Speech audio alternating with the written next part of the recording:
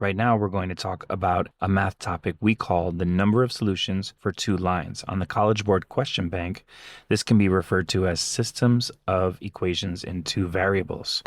So let's get some background here. Let's say that we have two functions, like this line and this parabola here.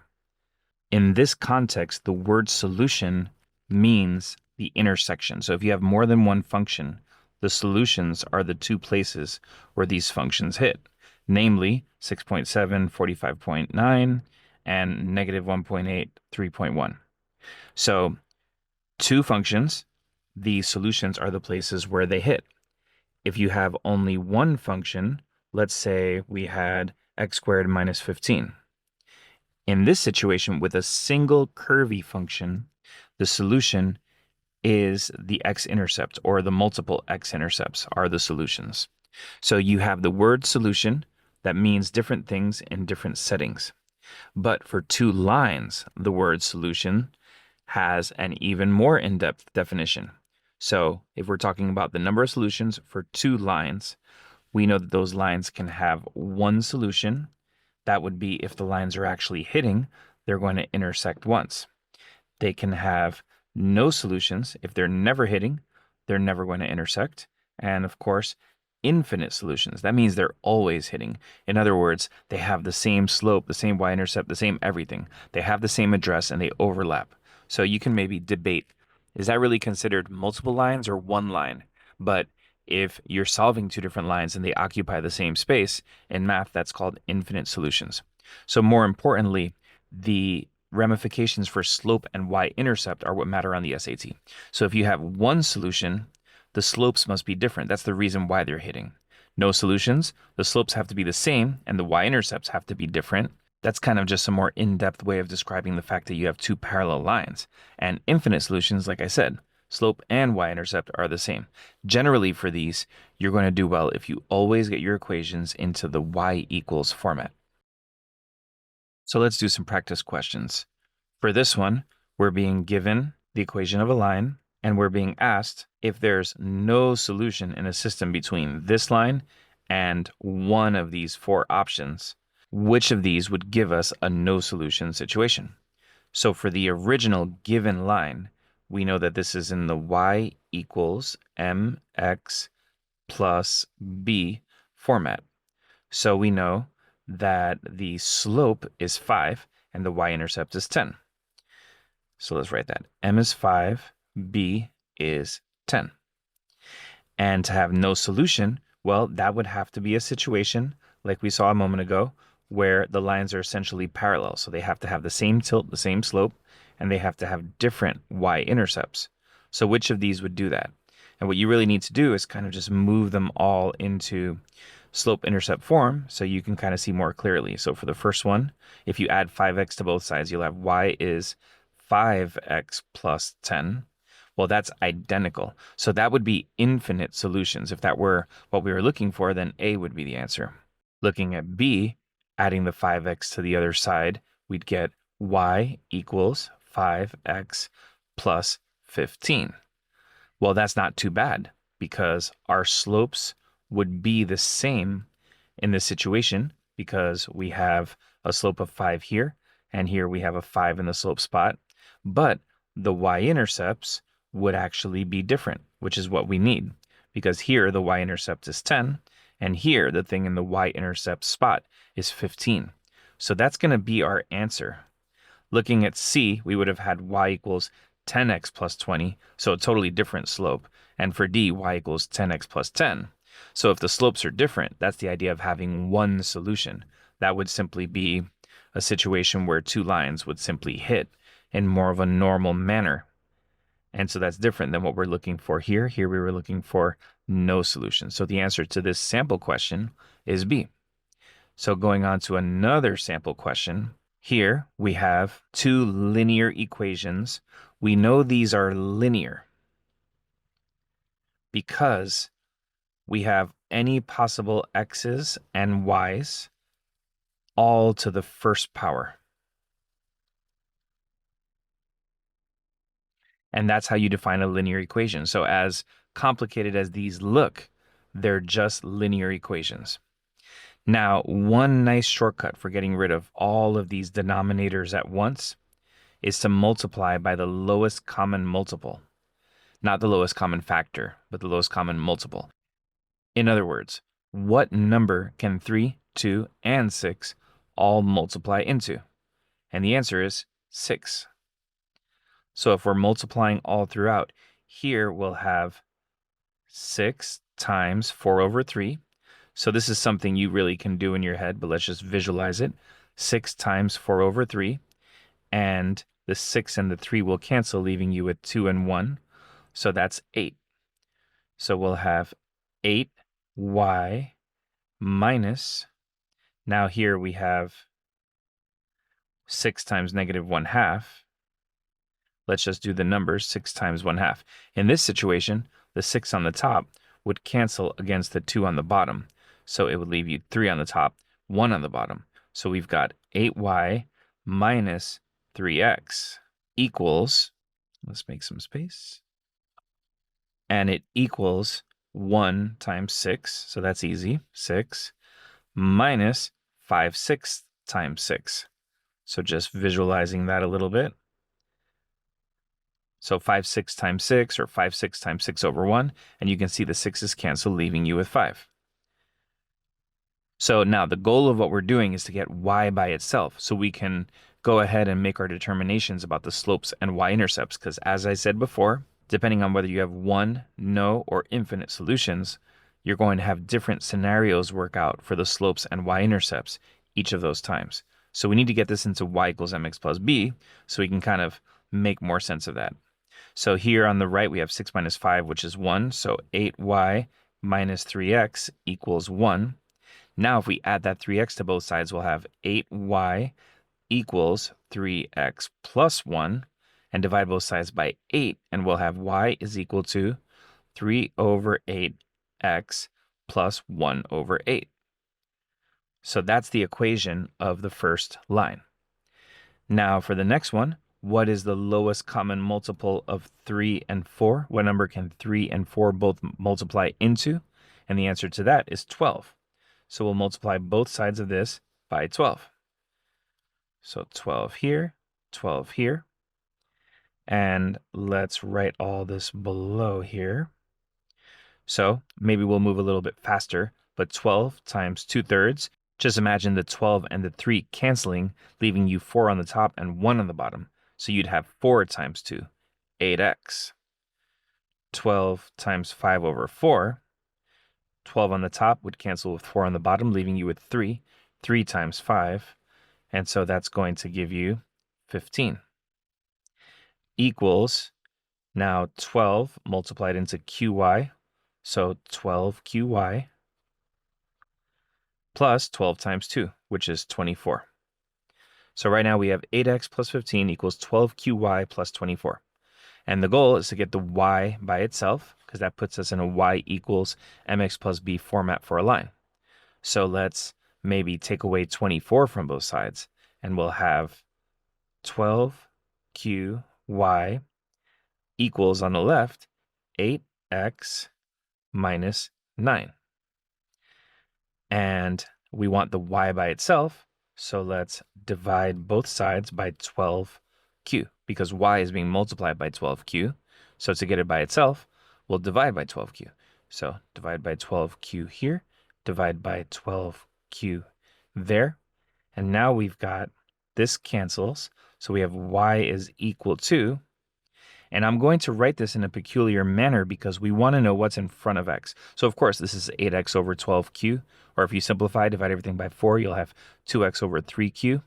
But what I really want is 2 over 3q times x. In other words, I'm kind of imagining that that x is off to the side by itself, because that's what we want. We want mx plus b format. So for the other part, let's just write it the way it is, minus 9 over 12q. And that would simplify to 3 over 4q, but I don't think it matters. So we've got one equation of a line here and the other one here. To have no solutions, that's this scenario where the slopes have to be the same And if we needed to know, the y-intercepts would have to be different. So all we really need to do right now is set the two slopes equal. So one of the two slopes is 2 over 3q, and the other slope is 3 over 8. So we took our two slopes, because this is mx plus b, mx plus b, and so the two m's were the 2 over 3q and 3 over 8. So we set them equal. Now, whenever you have a proportion, which is two fractions set equal, you want to cross multiply. So 3 times 3q equals 2 times 8. So 9q,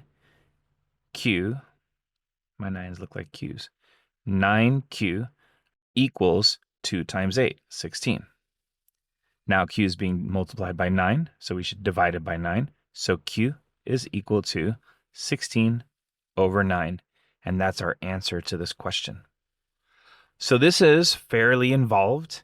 It's a busy kind of question, and like anything else on the SAT, you just don't want to be caught getting this question on a test and not having really familiarized yourself and practiced a lot. So that's really the entire SAT. And for all of these topics, we really want to just do what we're doing. Just fully immerse yourself and get yourself to a place where when it comes up, you've seen it, you've been there, done that, and you're ready to roll. So let's try another one. As we start getting into more and more sort of variations of this situation, especially with recent SATs, there have been some additions to the question bank, and there will be 2 new Blue Book practice tests coming out. And what we're seeing is that you really need to understand the concept. You can't just memorize a previous question and know that that's what you're supposed to do. You got to really understand what's going on here. And that's what we're seeing with some of these new questions that are coming out. They're kind of asking you to have to twist and turn it in different ways that you really could only do if you actually get it. So there's no shortcut. You got to really know your stuff if you want to perform well on that SAT, maximize your college dreams. So here we have a similar situation. We can start getting them both in the y equals mx plus b format, and we're looking for the lowest common multiple of these numbers. Now, let's talk about lowest common multiples for a quick second. Just as an example, let's say we have the LCM, the lowest common multiple of 24, and I don't know, let's say 28 as an example. Now, the rule for least common multiples is that each prime factor must be visible. It must show up in its biggest form. And I'll show you what that means. So we have the numbers 24 and 28. And first, you want to get the prime factors. So 24, that could be 2 times 12 or 3 times 8 or 4 times 6. It doesn't matter. You'll get the same thing each time. So let's do 3 times 8. 8, well, that's 2 times 2 times 2.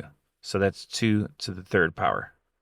So now we can't go any further with our factors. So 24, we'll rewrite it as 2 to the third times 3. And we'll do the same thing for 28. 28 is really 4 times 7. 4 is 2 times 2.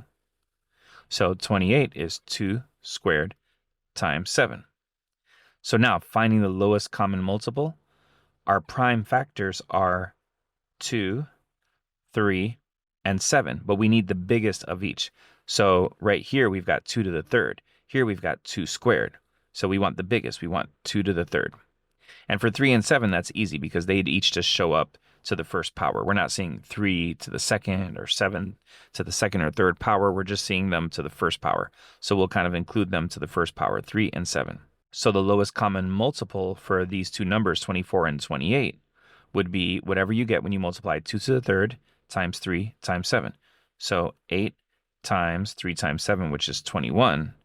And on my calculator, 8 times 21 gives me 168. So if I needed to find the lowest common multiple of 24 and 28, the answer is 168. That'll come in handy in a lot of ways, like here where we're multiplying both sides of an equation by a lowest common multiple. Or, for instance, if we were finding common denominators when adding. The lowest common multiple of numbers is what you would use to get the common denominator if you were adding or subtracting those numbers. So the common denominator, for instance, of 1 over 24 and 1 over 28 is going to be 168. So that would be really helpful if we were doing the math on that. But let's get back to this question, and we're getting the lowest common multiple of, for the first equation, 3, 5, 4, and 3. So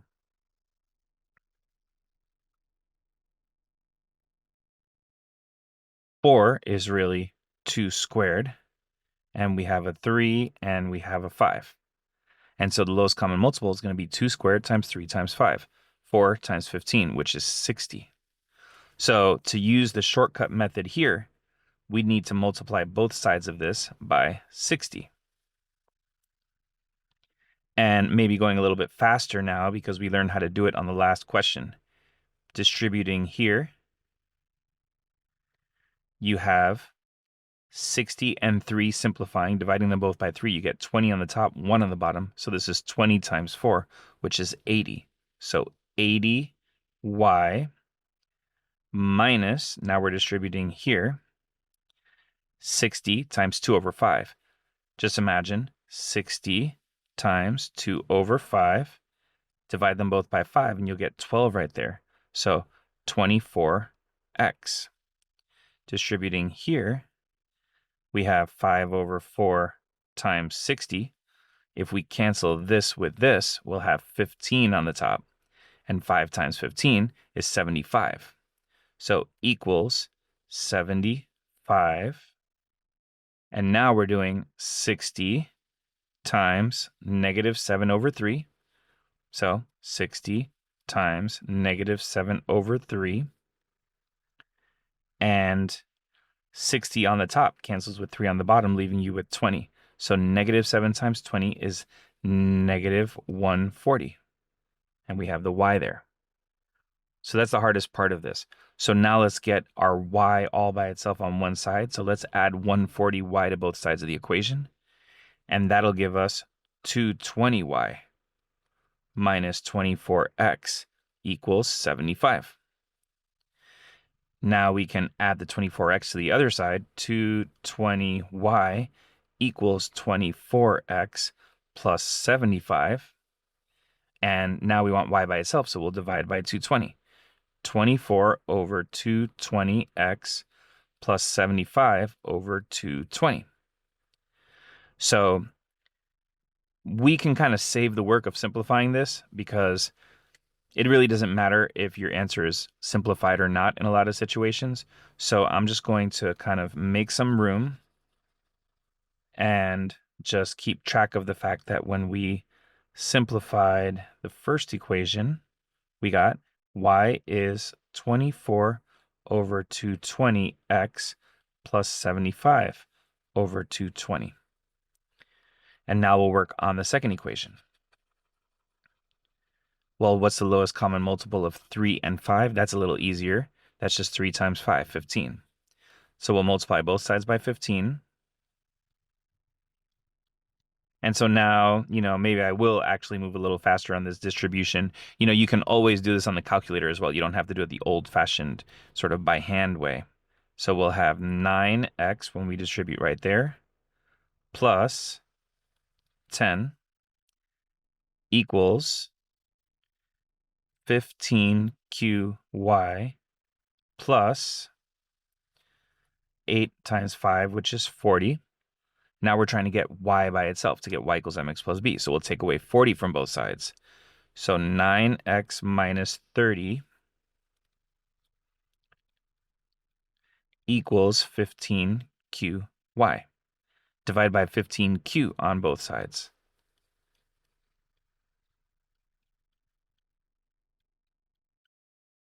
And you get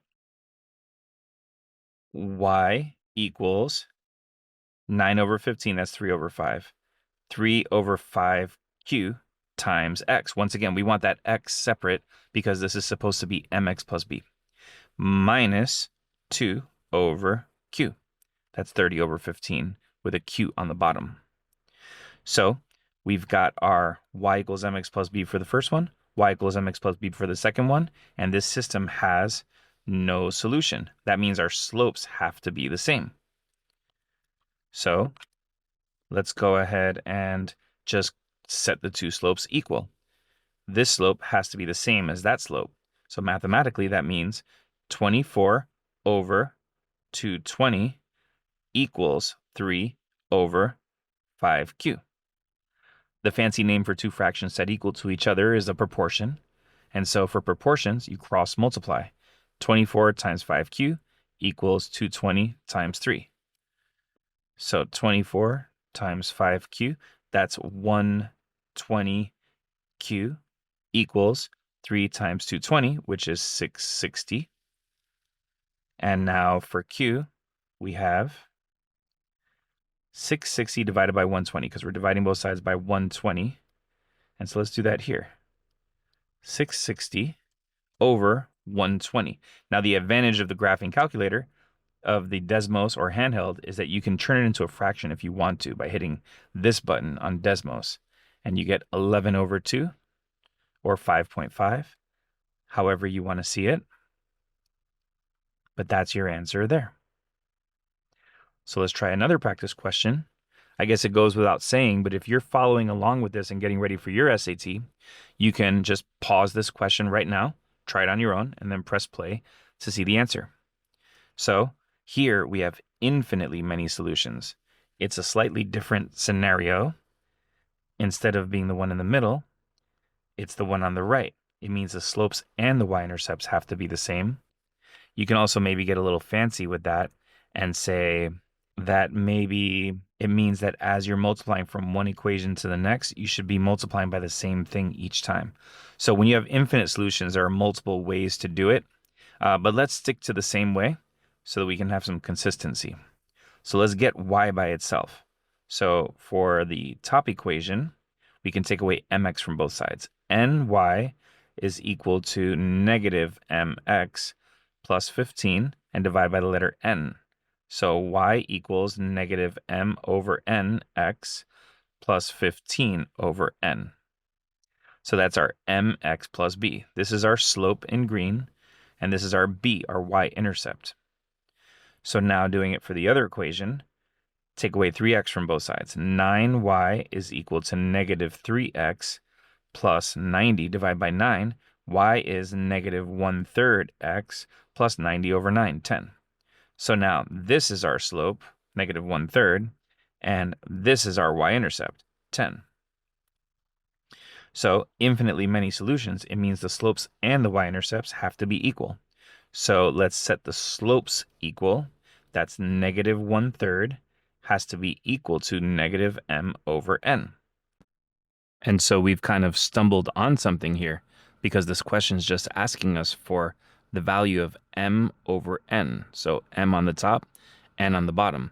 And we have negative m over n. So that's a really easy thing to convert to our answer. Multiply both sides by negative 1. And now we have positive m over n is equal to positive 1/3. And that's our answer in this situation, 1/3.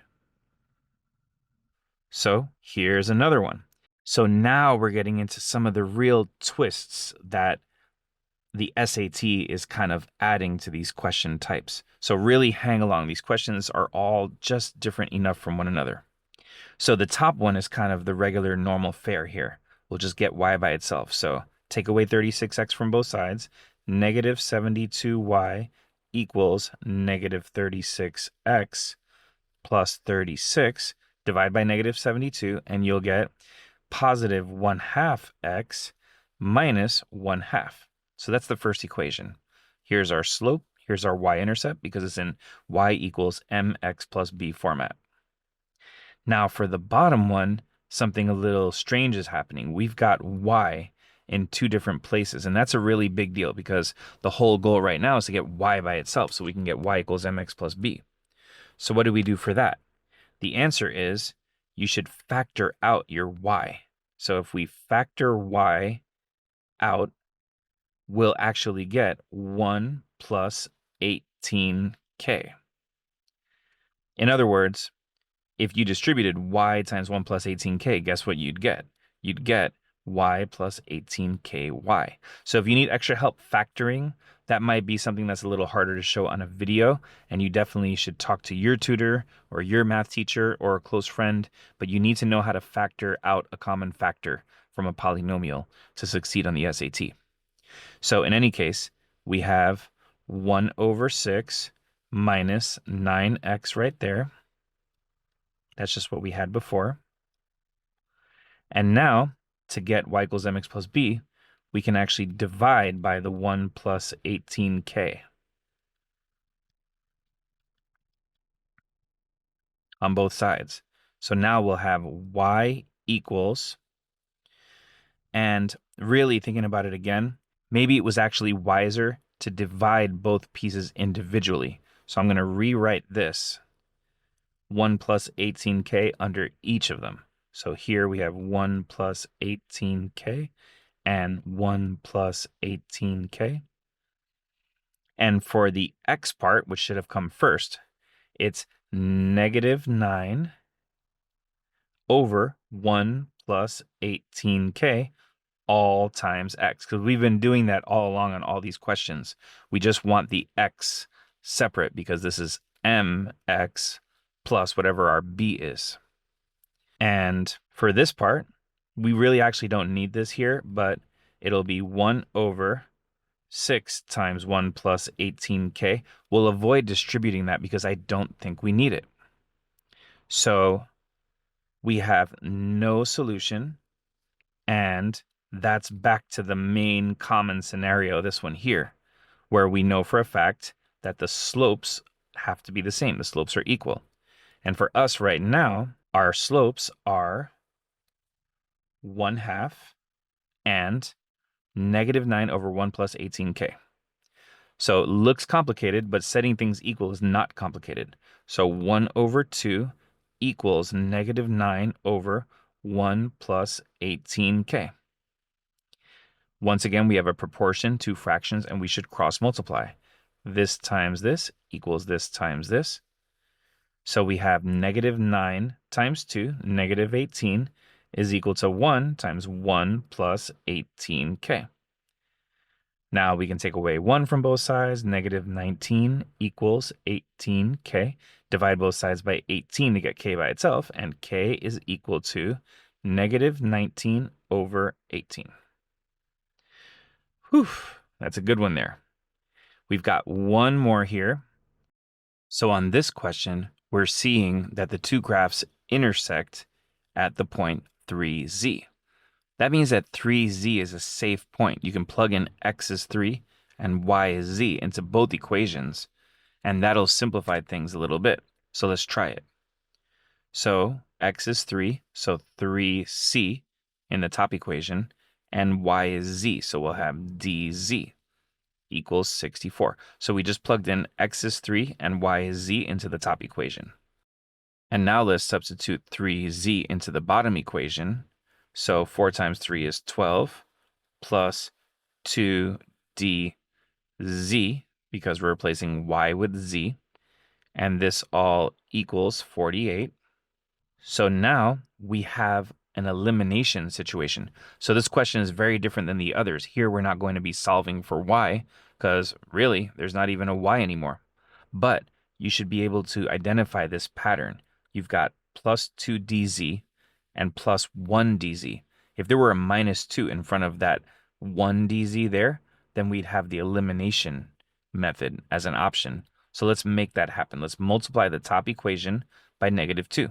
Negative 6z minus 2dz equals negative 128, and keep the bottom equation the way it is.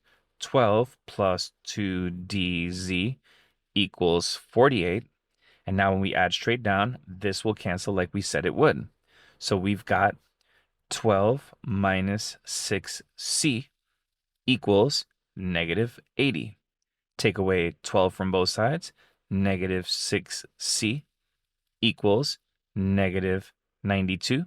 Divide by negative 6 on both sides, and c equals 92 over 6, which is the same as 46 over 3. And that's our answer there. So we hope this video helped you out. Stay tuned as we continue to add more lessons for the SAT. Please, if you have any comments, let us know. Thanks so much.